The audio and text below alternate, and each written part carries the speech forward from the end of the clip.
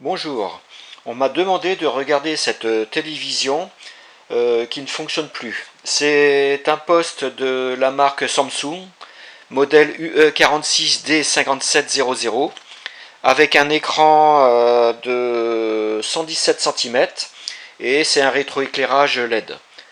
Donc je vais la brancher et voir ce qui se passe. Voilà, je l'ai raccordée et je vais la mettre sous tension. Voilà, donc on voit que le voyant rouge en bas il clignote, on voit un affichage, on voit que ça clignote toujours.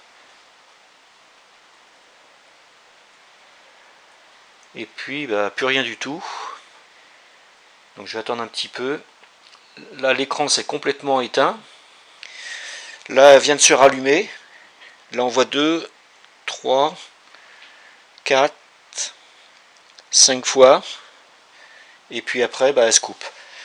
Donc bah, voilà le problème qu'elle a. Ça veut dire qu'elle veut démarrer, mais après ça se coupe. Donc ce que je vais faire, bah, je vais enlever le capot arrière. Mais avant cela, je vais regarder le rétroéclairage quand même s'il fonctionne correctement. Donc je vais, voilà, donc elle s'allumer. Là on voit que il n'y a pas de zone d'ombre. On voit qu'il n'y a pas de zone d'ombre, donc pour moi, c'est pas un problème de rétroéclairage.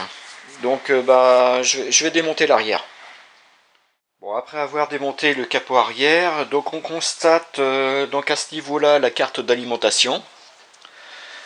À ce niveau-là, donc ça c'est la carte T-Con qui alimente la dalle. Donc je vais vous faire voir un peu plus précisément, voilà. Donc ça c'est la carte T-Con.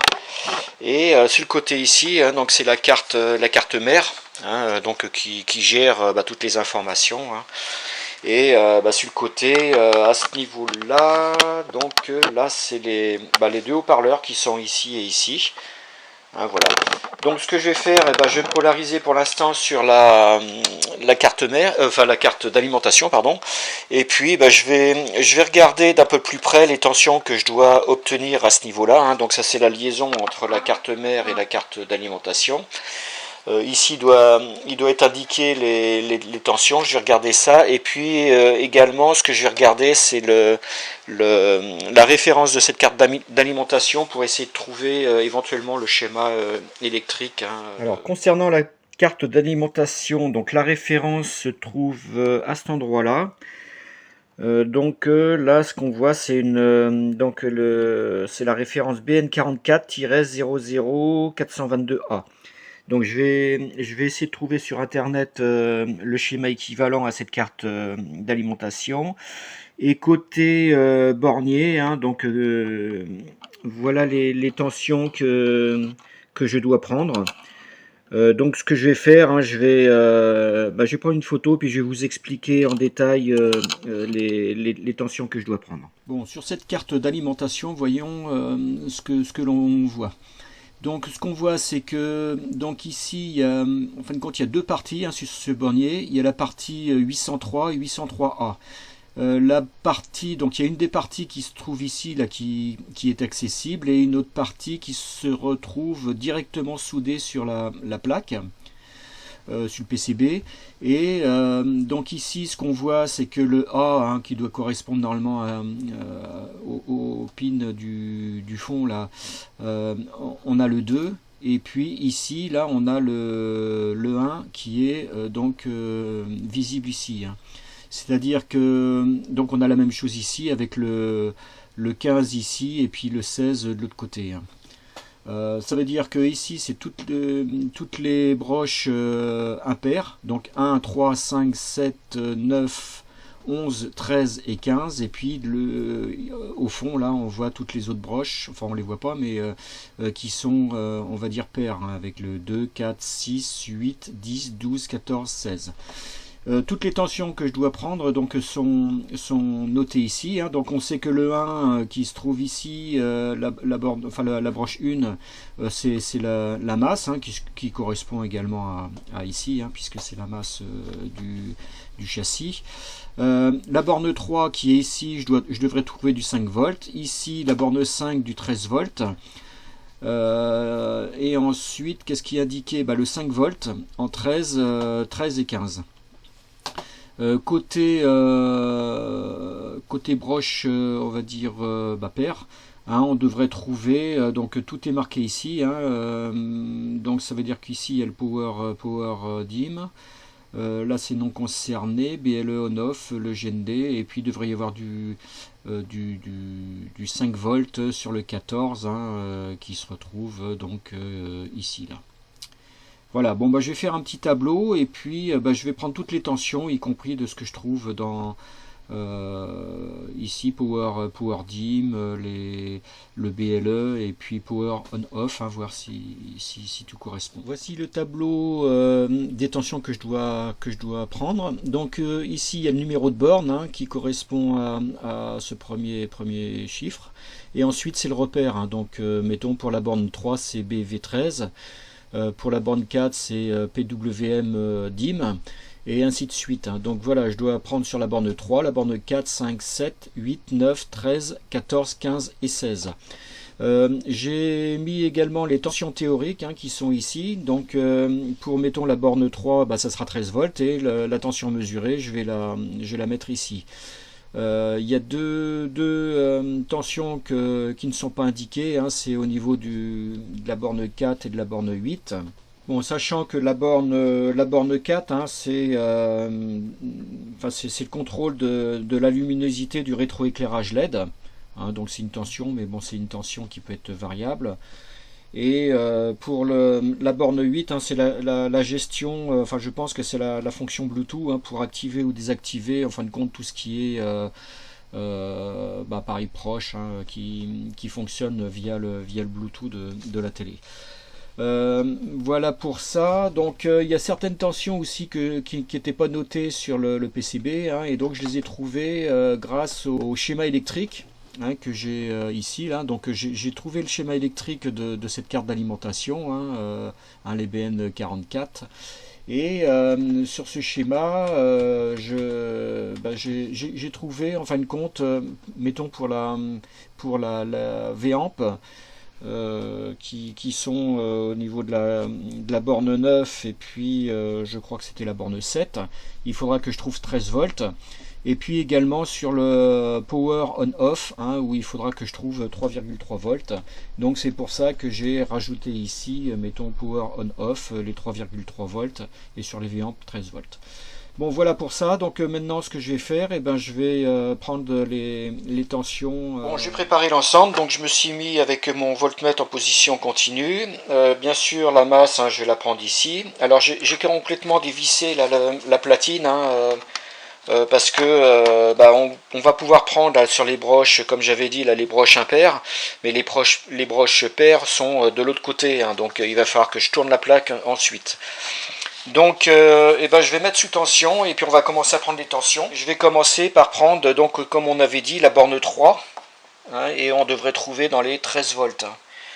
Donc je vais mettre 1, 3, c'est la deuxième, et on voit que j'ai 12,7 volts. Donc je vais noter ça. Ensuite je passe à que l'impair, hein, donc 3, donc c'est 1, 3, 5. Hop, et là je devrais trouver 13 volts, et j'ai 12,7 également. Ensuite donc on va passer à la borne 7, et je devrais trouver également 13 volts. Donc 1, 3, 5, 7. Je me mets là. Et j'ai 12,7 volts également. Ensuite, je vais passer à la borne 9, et on devrait trouver 13 volts. Donc 1, 3, 9, c'est celle-là. Hop. J'ai 12,7, donc je vais noter. Ensuite, c'est la 13, donc c'est l'avant-dernière. Donc je vais le mettre là. Et on devrait trouver la 13... 5 volts, et la 15 également. Donc celle-ci, je devrais trouver 5 volts. Bon, j'ai 5,3, et l'autre 5,3 également. Donc je vais noter. Je vais reprendre la dernière parce que je crois que donc c'est 5,3 et puis 5,3. Donc c'est bien ça. Donc je note 5,3. 5,3.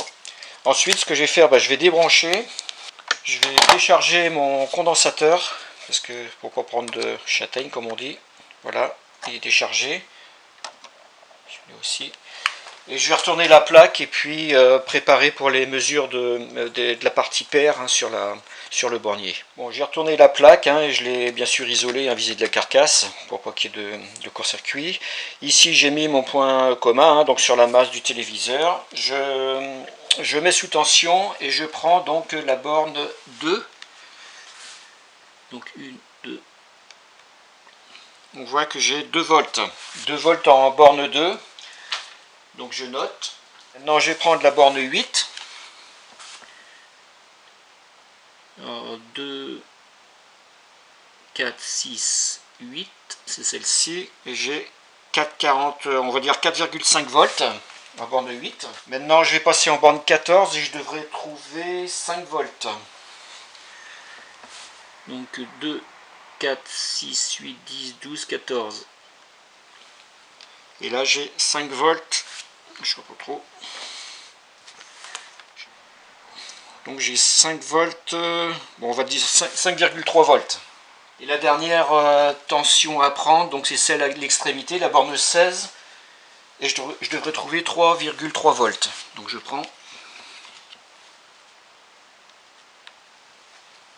Voilà, donc j'ai 3,5 volts. 3,5 volts, je note. Voilà, donc les tensions elles ont été prises et maintenant on va faire une synthèse de tout ça. Suite aux prises de tension secondaires, on constate que celles-ci sont cohérentes et stables. On constate également que le rétroéclairage est opérationnel sur toute la surface de l'écran et que la dalle fonctionne correctement puisque Smart TV s'affiche au démarrage. Je vais maintenant voir le comportement du rétroéclairage lorsque je déconnecte la carte mère de la carte d'alimentation. Voilà, donc là pour l'instant j'ai pas défait la carte mère de la carte d'alimentation. On voit bien que, comme dès le départ, on voit que le rétroéclairage il s'allume et puis au bout d'un certain temps il se coupe pour se rallumer et un cycle indéfini à ce niveau-là avec le voyant rouge qui clignote. Donc ce que je vais faire, je vais débrancher la carte mère ici, voilà, et on voit que dès que je débranche, le rétroéclairage il est de nouveau opérationnel, et il n'y a plus ce phénomène de cycle, de coupure et d'allumage et de réallumage. Donc le fait de défaire la carte mère, le rétroéclairage il est opérationnel en permanence. Donc ça veut dire que les tensions sont bonnes, le rétroéclairage il est bien éclairé partout, on voit bien tous les orifices là, qui sont allumés, et puis il n'y a pas de problème non plus sur la dalle, donc je soupçonne un problème sur la carte mère. Donc je vais regarder ça d'un peu plus près, mais après la carte mère c'est quand même bien spécifique à dépanner. Bon, voilà la carte mère, donc c'est la référence, je ne sais pas si on va bien voir, BN41 01 660 de 2011. Donc c'est vrai qu'après sur ce style de carte, hormis, je vais quand même contrôler les condensateurs, certains aussi éléments là s'ils sont pas en court-circuit, mais après moi ce que j'ai peur c'est que ça soit les proms là qui donc entre autres elle se trouve là qui soit complètement alors soit reprogrammée, soit qu'elle est morte et à changer, mais après c'est hyper compliqué quand même à dessouder certains éléments, puisque il y a un petit peu de vernis et puis c'est hyper délicat sur une carte mère. Je vais commencer à voir certains éléments. Bon, j'ai contrôlé certains composants dessus, j'ai vu aucune anomalie.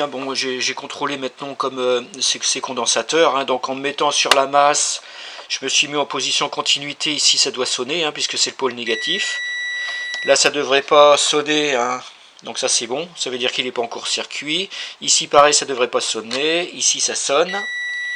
Voilà, j'ai contrôlé aussi leur capacité avec un ESR-mètre et puis un capacimètre, que ce soit la résistance, le CR ou la capacité, c'est bon. J'ai vérifié également toutes les diodes, donc je me suis mis en position diode et j'ai vérifié, mettons, je prends comme exemple celle-ci, où d'un côté, ici c'est la cathode, donc là ça devrait, là je devrais voir la tension de seuil, donc qui est de 0,2 volts, et de l'autre côté ça devrait pas passer, donc Voilà, ça passe pas. Donc ça c'est bon. Et puis j'ai contrôlé également, donc toujours en position. Donc là je vais remettre en continuité et j'ai vérifié. Donc c'est mettons ce régulateur hein, qui est un LD 1117 AG, hein, voir si il n'y a pas de court-circuit, rien du tout. Hein, donc tout est bon. Donc j'ai rien vu d'anormal. Alors ce que je vais faire, je vais faire quelques recherches sur ce type de modèle. Il y a un problème générique hein, au niveau de l'EPROM. Hein, bon, je vais vous faire voir ça. Après quelques recherches sur le net, voici donc ce que j'ai trouvé. Hein. Donc il y a un site ici de réparation électronique. On constate que la télé, entre autres la mienne, hein, donc c'est la UE 46D 5700. Donc elle correspond également à la liste, hein, puisqu'on le voit ici. Et cette télé, donc, elle reboot constamment, c'est ce qui est le cas aussi pour la mienne. Et ils mettent en cause, en fin de compte, que ce problème de redémarrage vient souvent de la carte principale, donc la mémoire NAND Samsung qui se trouve donc à ce niveau-là. Donc, bon, après, eux, ils proposent de dessouder, hein, éventuellement d'envoyer la carte, et puis eux, ils reprogramment. Hein, surtout, ce qu'ils disent, c'est de ne pas la remplacer par une mémoire vierge, parce que ça ne fonctionnera pas, puisque elle ne sera pas programmée. Hein. Donc, il y a les tarifs, il y a tout, il y a une petite vidéo aussi, bon, après, j'ai regardé. Et voici la liste des modèles concernés. Dont la 5700, donc c'est celle-ci, hein, moi c'est plutôt celle-ci. Et puis au niveau des platines de gestion, donc ça c'est la carte mère, hein, on constate également que moi c'est la BN4101-660B qui est bien aussi dans la liste. Hein. Donc voilà pour ça. Donc c'est bien un problème qui est récurrent sur ce type de télévision. J'ai continué mes recherches hein, sur le net et je suis tombé sur YouTube. Donc voilà l'adresse hein, qui se trouve en haut à gauche. Je suis tombé sur cette vidéo qui explique comment rebooter les PROM concernés. Hein. Donc on voit bien ici hein, donc le site hein, et puis le Samsung Smart TV de la famille des 5700. Donc j'ai parcouru cette vidéo et puis bon je vais effectuer le mode opératoire pour voir si ça marche sur mon poste. Voici la photo de la carte mère et l'endroit qui nous intéresse se trouve dans le cercle que je vais zoomer. Après avoir retiré l'étiquette cachant la sérigraphie, on constate 5 plots situés à côté de l'IC 901. Pour effectuer la réinitialisation TV en veille, on déconnecte le secteur, puis on chinte les plots repérés MH recette et MESDA à l'aide d'un trombone de bureau dont la section est adaptée au trou des plots. On rebranche la télé, puis il faut la remettre en marche. On enlève le trombone au bout d'une vingtaine de secondes, avant de la remettre en veille, puis enfin de la redémarrer. Par contre, si après cela, ça ne fonctionne toujours pas correctement, il faudra remplacer ou reprogrammer les PROM, voire carrément la carte mère. Bon, je vais effectuer cette réinitialisation. Bon, ça y est, j'ai effectué donc le shunt, hein, plutôt que le faire avec un trombone, hein, j'ai fait donc avec des pointes de touche très fines et puis j'ai relié les deux pointes de touche. Et on va regarder à ce niveau-là, hein, voir lorsque je vais mettre sous tension. Hein, avant donc ça s'allumait et ça s'éteignit ensuite pour se rallumer cycliquement.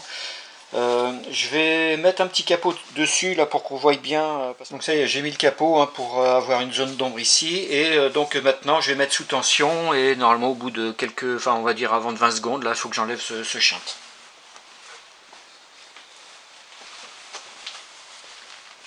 Donc on voit que ça s'est allumé hein, quand j'ai mis sous tension.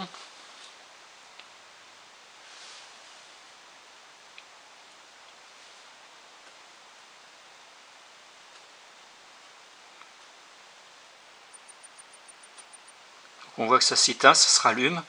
Donc ce que je vais faire, je vais enlever le shunt. Hop, voilà. Pour l'instant ça reste allumé, on voit ici le rétroéclairage. Et puis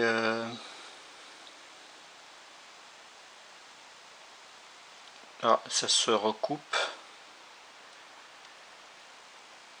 On constate qu'il n'y a pas d'évolution, hein. On voit le voyant qui clignote, hein, Smart TV qui s'affiche, qui s'éteint, et donc enfin, voilà, donc il n'y a pas eu d'évolution depuis que j'ai fait le recette. Bon bah je vais voir si je peux faire autre chose, hein. Donc comme je disais, c'est soit qu'on change les proms, ou alors la reprogrammer, ou carrément la carte mère. Bon, elle est toujours sous tension. Là, ce que je vais faire, je vais faire un autre essai, hein. Je vais projeter du Givrelec, hein, donc c'est un réfrigérant à moins 60 degrés, sur les proms, et puis voir comment ça se comporte, hein. Donc là, j'y vais.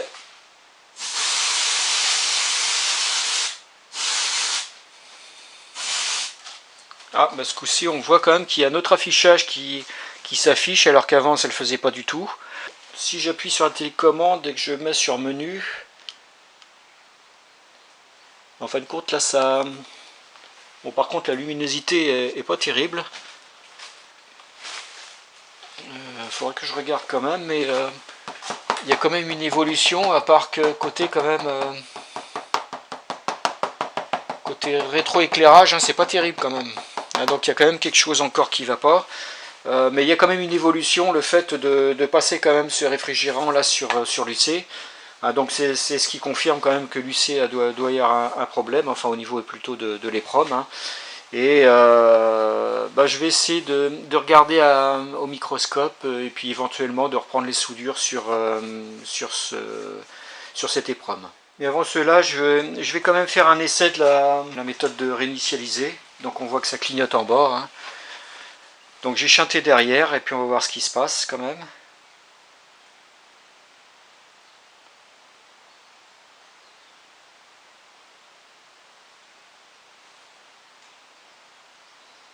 Pour l'instant ça fait pareil, hein.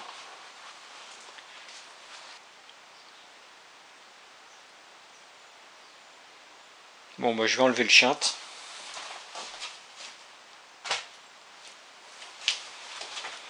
Voilà, j'ai enlevé le chint.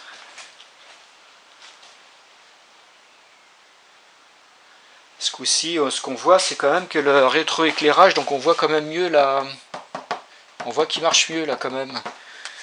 Donc je vais quand même voir. Là je suis sur la une. C'est bon signe quand même maintenant, hein, puisque à chaque fois que je vais, mettons, je vais aller dans la source, on voit TV. Écoutez, le fait d'avoir quand même mis du Givrelec et puis de refaire la réinitialisation, finalement, ça a remis en état cette télé. Bon voilà, j'ai finalement réparé cette télé, hein. J'ai regardé les soudures, tout a l'air conforme, hein. Bon, j'ai redonné un petit coup quand même, mais bon, sans plus. Et on voit qu'elle fonctionne maintenant correctement, hein. Là, voilà, je change de chaîne. Voilà. Hein, et puis aussi bien côté volume. L'association de ces deux éléments voilà. En fait un chasseur ultra rapide. Finalement, c'était un problème d'EPROM, hein, qui est une panne courante sur ce type de téléviseur Samsung. Cette EPROM ou carte flash est un stockage de masse d'une capacité d'environ 60 gigaoctets et qui contient le système d'exploitation. Ce qui peut provoquer cette panne peut être dû à une saturation d'écriture dans cette mémoire flash.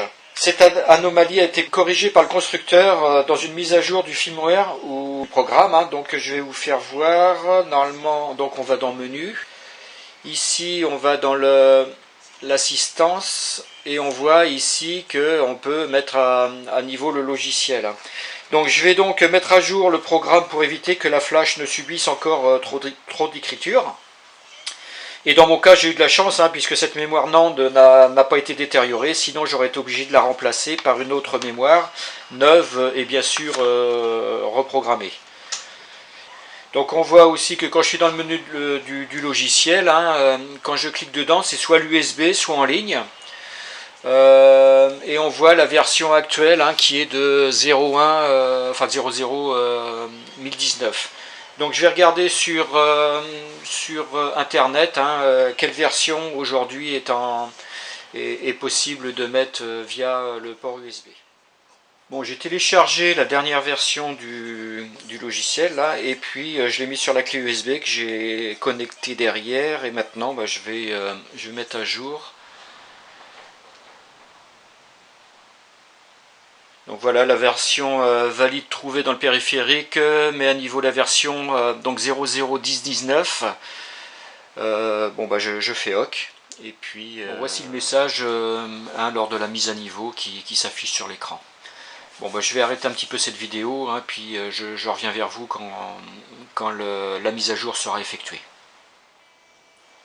Voilà, donc la mise à jour c'est terminé. On voit maintenant que la version actuelle hein, à ce niveau-là, donc c'est 001027.